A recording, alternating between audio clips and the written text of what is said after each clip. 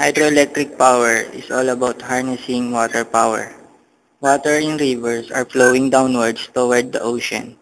When dams are built, the rivers are blocked up and water accumulates behind the dam, making a lake behind the dam. When the gates of the dam are open, the water behind the dam flow quickly through the gates of the dam through turbines and downwards toward the ocean. The water flowing through the turbines make the turbines spin at high speeds. The spinning of the turbine is used to drive electric.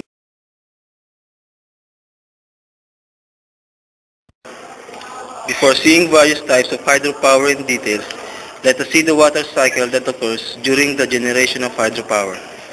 Water cycle in nature. In our natural environment, there are a number of oceans and rivers, and then there is sun above them all.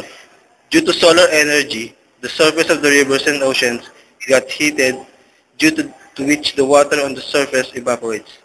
The evaporated water vapors move towards the upper layers of the atmosphere, where they form the clouds. Upon precipitation of clouds, rain occurs. Due to heavy rains, large quantities of water flows through the various parts of the earth in the forms of streams, channels, and rivers. All the water from rivers is collected back to the oceans.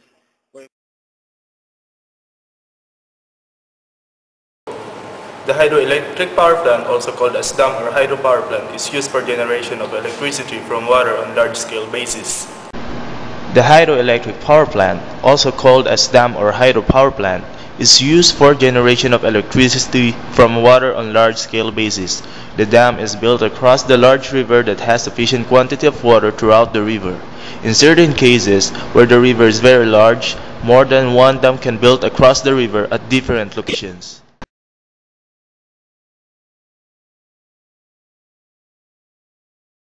The water flowing in the river comprises of kinetic energy and potential energy. In hydroelectric power plants, the potential energy of water is utilized to produce electricity. The penstock is the long pipe that carries the water flowing from the reservoir towards the power generation unit that comprises of the turbines and generator. The water penstock possesses kinetic energy due to its motion and potential energy due to its height. The total amount of power generated in the hydroelectric power plant depends on the height of the water reservoir and the amount of water flowing through the penstock. It is in the generator where the electricity is produced. The shaft of the water turbine rotates in the generator, which produces alternating current in the coils of the generator. It is in the rotation of the shaft inside the generator that produces magnetic field, which is converted into electricity by electromagnetic field induction. Hence, the rotation of the shaft of the turbine is crucial for the production of electricity, and this is achieved by the kinetic and potential energy of water. Thus, in hydroelectric power plants, potential energy of water is converted into electricity. The water flowing from the penstock is allowed to enter the power generation unit that comprises of the turbines and generator. When water falls on the blades of the turbine, the kinetic and potential energy of water is converted into the rotational motion of the blades of the turbine. Due to rotation of blades, the shaft of the turbine also rotates. The turbine shaft is enclosed inside the generator. There is large difference in height between the level of turbine and level of water in the water reservoir. The difference in height, also called as head of water, decides the total amount of power that can be generated in the hydroelectric power plant. The type of turbine used in the hydroelectric power plant depends on the height of the reservoir, quantity of water, and the total power generation capacity. The dam is the most important component of a hydroelectric power plant. The dam is built on a large river that has abundant quantity of water throughout the year. The dam is built at location where the height of the river is sufficiently high so as to get maximum possible potential energy from water. Water reservoir is the place behind the dam where water is stored.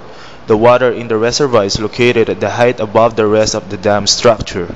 The height of water in the reservoir decides how much potential energy water possesses. Higher the height of water, more its potential energy. The high position of water in the reservoir also enables it to move downwards effortlessly due to the gravity. Control gate is the gates built on the inside of the dam. The water from reservoir is released and controlled through these gates. These are called inlet gates because water enters the power generation unit through these gates. When the control gates are open, the water flows due to gravity through the penstock and towards the turbines. The water flowing through the gate possesses potential energy as well as kinetic energy.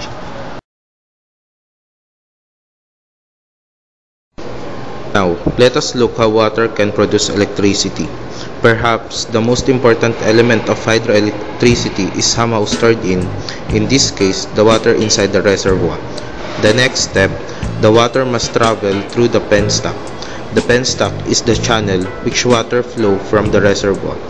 Through the force of the water, a turbine rotates which spins the shaft that is connected inside the generator. As the turbine blade rotates, certain magnets in the generator. The magnet rotate past copper coils producing obtained span by moving electron. After the generator producing alternating current, and it is converted to a higher voltage by traveling through transformers which makes the electricity able to transport.